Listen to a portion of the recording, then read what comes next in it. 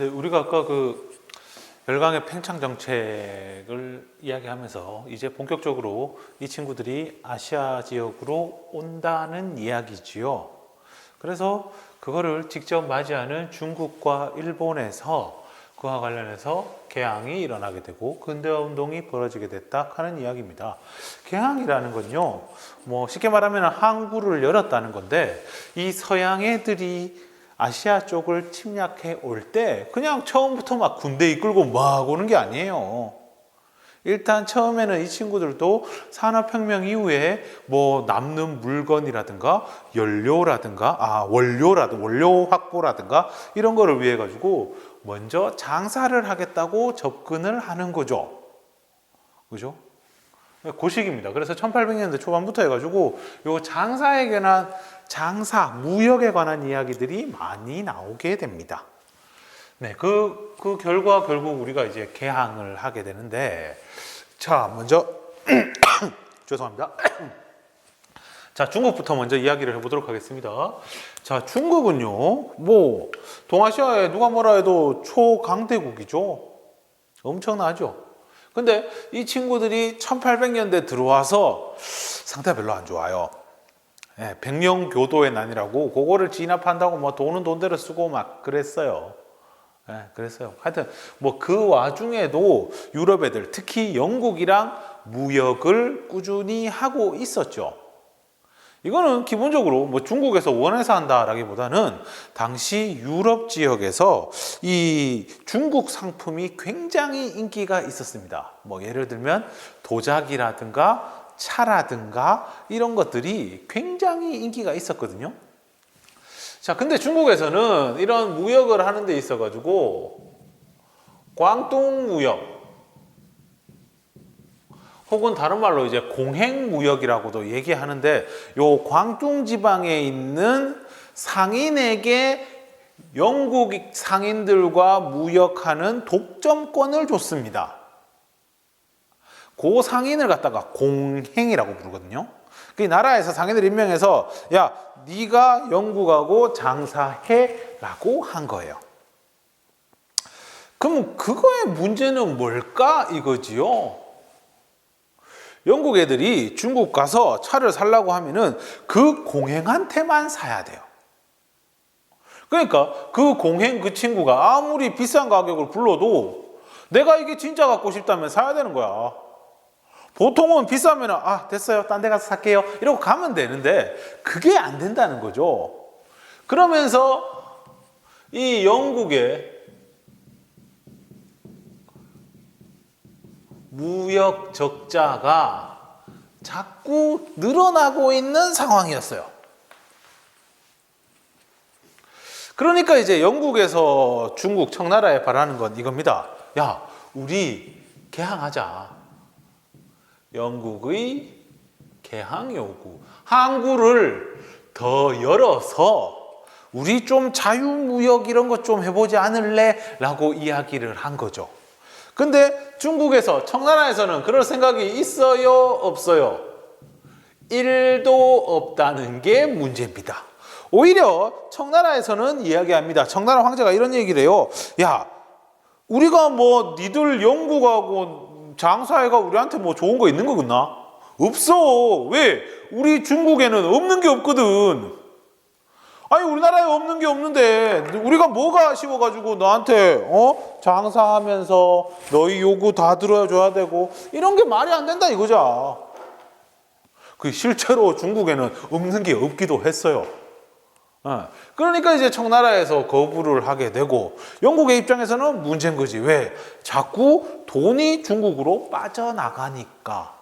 이때 돈이라고는 뭐예요? 은입니다. 은, 실버. 은이 자꾸 빠져나가니까. 그래서 영국에서는 이런 은 유출을 막기 위해 가지고 뭐를 합니까? 해서는 안 되는 일을 하게 되죠. 뭡니까? 아편을 팔게 되는 겁니다. 아편이라는 건 그 마약입니다. 마약. 저 그 양귀비꽃에서 나오는 그 마약. 마약이라는 게 뭡니까? 마비시키죠.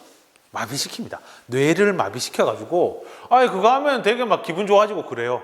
뭐 그렇다고 해서 제가 해봤다는 건 아닙니다. 그냥 그렇다고 하더라고요.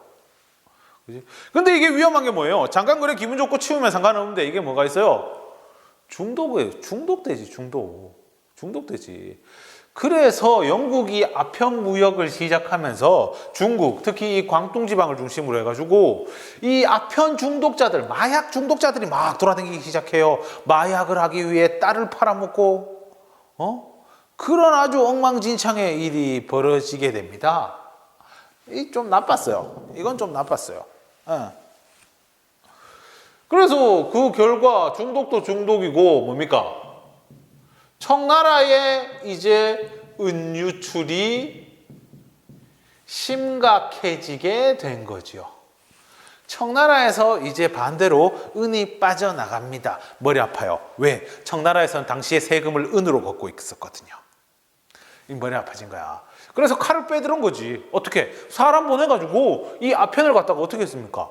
몰수해버렸어요. 바다에 다 던졌어요. 그랬더니만 그게 몇 톤이 막 나왔다고 하던데. 엄청났대요, 그 양이. 그러니까 이제 영국에서 이제 이야기를 하는 거예요. 야, 이거 우리의 재산인데, 너 그 마음대로 그러는 게 어딨노? 하면서 전쟁을 일으키게 된 겁니다. 그게 1차 아편 전쟁입니다. 1840년에 일어나서 42년. 어떻게 됐을 것 같아요? 싸움 어떻게 됐을까요? 털렸어요. 청나라가 탈탈탈 털렸습니다. 유럽에서요, 과학혁명하고 산업혁명하고 하면서 기술이요, 엄청 비약적으로 발전을 합니다. 그리고 이 친구들은 1700년대 초반에 왕조전쟁이라고 해가지고 전쟁을 억수로 많이 겪었어요. 그에 반해 청나라는요, 백령교도의 난이라고 고고 진압한다고 돈은 돈대로 썼지, 기술은 밀리지. 그러니까 어떻게 되는 거야? 영국한테 진짜 탈탈탈 이렇게 되는 거예요. 결국 미안하다, 내 잘못이다 하면서 조약을 맺게 됩니다. 그게 바로 난징 조약이죠. 그러니까 이제 국제관계에 있어가지고 조약이라는 걸 맺게 됩니다. 두 나라 간의 약속을 맺게 됩니다. 기본적으로 이거는 국제법과 관련한 이야기인데요. 국제법의 기본은 이 조약을 맺는 두 당사자들은 평등하다는 관계에서 시작을 해요. 그럼 그렇다고 해서 이 내용이 평등하냐? 아니죠. 안 평등합니다. 불평등 조약이에요. 중국, 청나라에게 일방적으로 불리한 내용, 영국에게 일방적으로 유리한 내용이 담겨져 있다. 뭐 최애국 대운이, 여긴 최애국 대운, 뭐 배상금이니, 배상금을 물어주고, 뭐 땅도 떼주는 경우도 있고, 뭐 영사재판권, 최애국 대우 이런 게 다 이런 거에서 나오는 이야기입니다. 알겠죠? 그래가지고 이제 난징 조약을 맺어가지고 개항, 영국이 원하는 대로 항구를 5개 열어줍니다. 근데 문제는 항구를 열었음에도 은이 자꾸 영국에서 청으로 빠져나가는 거죠. 이 항구 열면 괜찮을 줄 알았거든요. 근데 경쟁이 잘 안 돼. 그래가지고 항구를 더 열어달라고 요구하는데 청나라에서는 이를 안 받아주는 상황이 또 된 겁니다.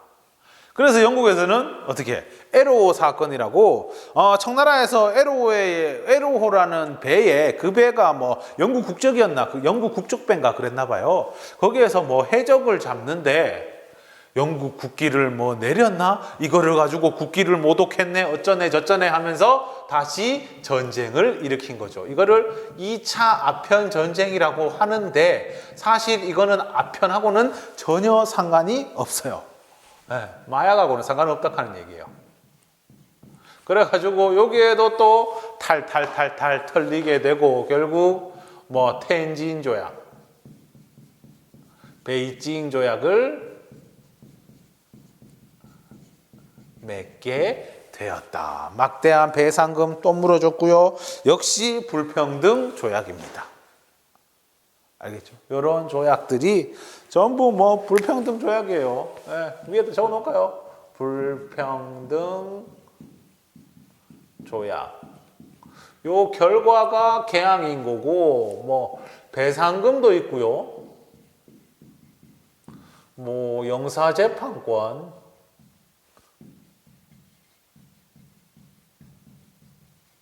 그리고 영토를 떼어준다. 나중에는 최고 대우 뭐 이런 것도 나와요. 저 일본하고 맺는 거 보면은 뭐 이런 내용들이 나옵니다. 이게 우리가 나중에 또 우리도 이와 같은 과정을 거치죠. 불평등 조약을 맺는다 하는 얘기입니다. 그래서 우리가 여기서 한번 중국에서는 지금 이런 불평등 조약 맺고 나서부터 상태 안 좋거든요. 그래서 이런 얘기가 나오는 거지. 야, 우리도 서양처럼 해보자 하는 운동이 벌어지는 거야. 그걸 우리가 아까 뭐라 부른다 했어요? 근대화 운동이라고 한다 했지요. 그게 뭐 태평천국 운동이니 뭐 양무 운동이니 변법 자강 운동이니 마지막에 결국에는 신해 혁명으로 이어지면서 청나라가 망하게 되는 겁니다. 알겠죠? 그러니까 특히 여기 보면 뭐 양무 운동이라든가 변법 자강 운동이라든가 이런 거는 우리나라에도 밀접한 영향을 미칩니다. 양무 운동 같은 경우에는 근대화 운동, 근대화 운동이란 게 아까 서양화되는 운동이라고 했잖아요. 서양화되는 데 있어가지고 양무 운동은 주로 어떤 거를 중심으로 하느냐? 서양의 기술을 받아들이자, 서양의 발달된 무기를 받아들이자. 이것만 있으면 우리는 서양처럼 근대 국가가 될 수 있다라는 주장이에요. 근데 이거 잘 안 돼요. 그러니까 어떻게 되는 거야? 기술뿐만 아니고 제도까지 몽쉘이 다 받아들이자라는 변법 자강 운동이 나오는 거예요. 근데 이래도 안 되니까 어떻게 되는 거야? 아, 청나라는 답이 없구나. 청나라를 엎어야겠다. 청나라 멸망. 이렇게 이어지는 거죠. 알겠죠? 네. 됐죠? 그렇게 해서 이제 중국 이렇게 되는 거고, 그 다음에 이제 일본입니다. 일본은 이때 당시에 에도 막부라고 해서 이거는 그 무사들의 권력기관입니다. 무사 정권이 수립되지요. 예전에 우리 그 임진왜란 할 때 잠깐 배웠을지 모르겠네요. 도쿠가와 이에야스. 요 가문이 대대로 이 에도 막부의 두목직을 세습받습니다. 그 두목을 갖다가 우리가 뭐라 불러요? 쇼군. 정의대장군, 쇼군이라고 하는 거죠. 여기에도 열강들이 찾아옵니다. 누구? 아까 중국은 이제 영국에서 집요하게 요구를 했잖아요. 자, 여기에 누가 찾아오느냐? 미국이 찾아와요. 자, 일본의 기본적인 대외 무역의 방침은 이 친구들은 쇄국 정책입니다. 이게 기본적이에요. 나라 문을 잠그는 겁니다. 나라 문을 잠궈요. 누구는 빼고? 네덜란드 빼고. 알겠지? 서양 열강들과의 관계에 있어가지고 기본적으로 네덜란드 빼고 다른 모든 나라는 쇄국 정책으로 들어갑니다. 네덜란드 같은 경우에도 그 특정 지역 한 곳만 딱 지정해 두고 거기에서만 장사할 수 있게 만들었어요. 거기가 어디냐? 나가사키. 규슈에 있는 나가사키 지방에 데지마라는 인공섬을 만들어가서 거기에서 이렇게 거주하면서 무역할 수 있게끔만 해줬어요. 그래가 나가사키 가면은 뭐가 유명합니까? 뭐 카스테라라든가 이렇게 유명한 이유가 그쪽에 네덜란드 친구들이 오래 있어서 그래요. 뭐 TMI고요. 어쨌든 쇄국 정책을 추진하면서 서양 열강과의 관계를 좀 끊으려고 했었는데 그게 광동무역이랑 비슷하죠. 뭐 한 곳 정해놓고 딱 하는 거랑. 누가 찾아옵니까? 미국이 방문을 합니다. 미국이 개항을 요구합니다. 사실 뭐 유럽에서는 중국 쪽에 관심이 있었고 일본은 조금 아웃 오브 안중 좀 이런 느낌, 아웃 오브 관심 이런 느낌이었는데 미국이 이제 태평양 쪽으로 세력을 넓히려다 보니까 이 친구들이 태평양에 있으면서 미국이 이래 있잖아요. 미국이 이래 삼각형 있고 요렇게 여기가 미국이잖아요. 미국 여기 대서양에 여기 태평양이 있는데 막 이래 돌아다니다가 한 번씩 이제 기름 떨어지고 물 떨어지고 하면 이제 자기 나라로 돌아가야 되는데 이게 너무 싫은 거야. 그래서 중간에 휴게소 같은 거 있으면 좋겠다라고 생각을 한 거죠. 그 휴게소가 어디예요? 요 태평양 쪽에 있는 요 일본이라는 나라인 거죠.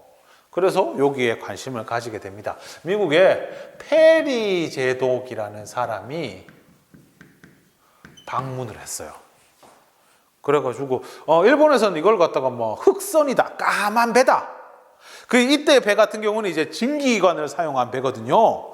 우리 그 쉽게 말하면 막 노는 있긴 있는데 뭐 이 젓는다거나 이게 주된 그게 아니고요. 석탄 떼가지고 움직이는 그런 배예요. 덩치도 크고요. 쇠로 돼 있고요. 이게 뭐 보니까 무섭지. 우리나라에서는 그런 배를 갖다가 뭐라 불렀냐면 이제 이양선이다. 그죠? 모양이 다르다라고 해서 이양선이라고 했는데 일본에서는 이걸 갖다가 흑선, 까만 배다, 쿠로부네라고 불렀습니다. 이게 방문해가지고 얘기한 거죠. 야, 우리랑 장사하자, 문 열어라 하면서 그렇게 한 거야. 그러다가 뭐 심심하면 막 소리도 한 번씩 내고 막 대포도 한 번씩 쏘고 막 이래 되니까 일단 에도 막부의 쇼군이 좀 겁을 먹었어요. 이 에도라는 곳 자체가 지금의 도쿄거든요. 도쿄가 바닷가 끼고 있어요. 그런 놈이 거기에 와가지고 쉽게 말하면 서울 한복판에 들어와가지고 멀리서 막 대포 쏘고 막 이러고 있는데 이거에 대한 답이 없는 거예요. 일본에서 어느 만큼 답이 없었느냐 하면은 이 흑선에 대한 대책을 막 백일장처럼 아이디어를 좀 달라 이렇게 한 거예요. 그래가지고 그때 당시에 아이디어에서 1등한 사람이 누구냐면 그 횟집 하는 뭐 아저씨 어부 뭐 이런 사람이에요. 그러면 이 사람의 계획은 뭐였느냐? 흑선에 가까이 조그만한 배 타고 가가지고 물에 빠진 척 하는 거야. 살려주세요 다섯 개 때 도와주세요 하면서 막 이래 하는 거야. 그러면 이제 왓 하면서 이제 미국 아들이 도와줄 거 아니야. 도와주면은 품속에 숨겨왔던 이 사시미 칼을 가지고 선장을 협박해가지고 이 친구를 쫓아낸다. 뭐 그런 게 1등을 했어요. 그만큼 이 맞부가 이거에 대한 답이 없었다는 거예요. 대책이 없어요. 실제로 뭐 이대로 그냥 1등회가 니 한번 해봐라. 그래가지고 바다에 빠져가지고 살려주세요 했는데 워낙 이 증기기관 자체가 시끄러워가지고 잘 들리지도 않아가 별 성과 없이 그냥 왔대요. 뭐 그런 얘기가 있습니다. 그래도 일본 애들이 좀 현명했다는 건요. 이 친구들이 그래도 이 나가사키를 통해서 네덜란드와 교역을 하고 있었거든요. 그래서 이 어떻게 돌아가는지 국제 정세에 대한 좀 생각이 있었어요. 그래서 별다른 그거 없이 1년 뒤에 페리 제독이 다시 왔을 때에 그냥 조약을 맺은 거죠. 미일 화친 조약. 근데 미국 애들이 내용이 마음에 안 든다라고 해가지고 다시 수정을 하는 게 미일 수호 통상 조약. 지금 생각해보면 좀 현명했던 것 같아요. 왜? 괜히 중국 끝이 싸웠다가 배상금만 막 엄청 물어주고 손해 많이 볼 바에는 그냥 좀 비교적 깔끔하게 조약은 맺었습니다. 물론 불평등 조약인 거는 변함없습니다. 여기에 뭐 영사재판권이니 최애국 대우니 이런 거는 있는데 뭐 중국처럼 배상금을 배상금을 준다거나 뭐 홍콩을 떼준 영토를 떼준다거나 이런 거는 없어요. 근데 이것 때문에 뭐 물가 상승이니 여러 가지 사회 문제가 자꾸 벌어지고 하니까 일본에서도 무슨 생각을 하는 거야? 근대화 운동. 우리도 서양처럼 해보자라는 개혁을 하게 되는 거죠. 일본에서 하는 그 개혁은 뭡니까? 메이지 유신입니다. 이게 어떻게 보면 뭡니까? 대박 나는 거죠. 대박 터지는 거예요. 그래서 결론은 얘기하지만 일본은 나중에 서양 열강들과 어깨를 나란히 합니다. 물론 좀 뒤의 일이지만. 비교적 근대화를 성공한 케이스에 해당되는 게 이 메이지 유신이에요. 그래서 우리 조선의 근대화 운동을 하면서 갑신정변이나 이런 거 같은 경우에는 뭐를 모델로 했어요? 메이지 유신을 모델로 하잖아. 마찬가지로 이 변법 자강 운동 이런 것도 메이지 유신을 모델로 하잖아. 심지어 베트남에서도 메이지 유신을 모델로 한 개혁이 있는 거야. 알겠죠?